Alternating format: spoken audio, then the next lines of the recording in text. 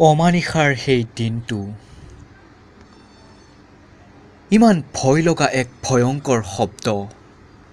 হঠাৎ আহিল, হঠাৎ গুচি গ'ল এক ক'লা ধোঁৱা। জীৱনবোৰ নিথৰুৱা কৰি গ'ল। লাগিল হুৱাদোৱা কান্দোনৰ ৰোল। কোনোবা পিতৃহাৰা, কোনোবা মাতৃহাৰা হ'ল। এই অভিশপ্ত দিনটোত ৰাস্তাত পৰি ৰ'ল নিৰপৰাধীৰ তেজৰ ফাকুৱা। কোনে কৰিলে এনে জঘন্য কামটো? কিয় মানুহবোৰক নিথৰুৱা কৰি গ'ল? ইমানো বেয়া নালাগিলনে? কি ভুল কৰিছিল মানুহবোৰে? মোৰ অসমীয়াৰ বুকুলৈ পুনৰ ঘূৰি নাহক সেই অমানিশাৰ দিনটো।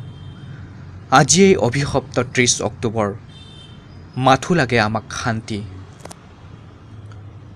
লিখক শফিকুল আহমেদ, ৰঙিয়া।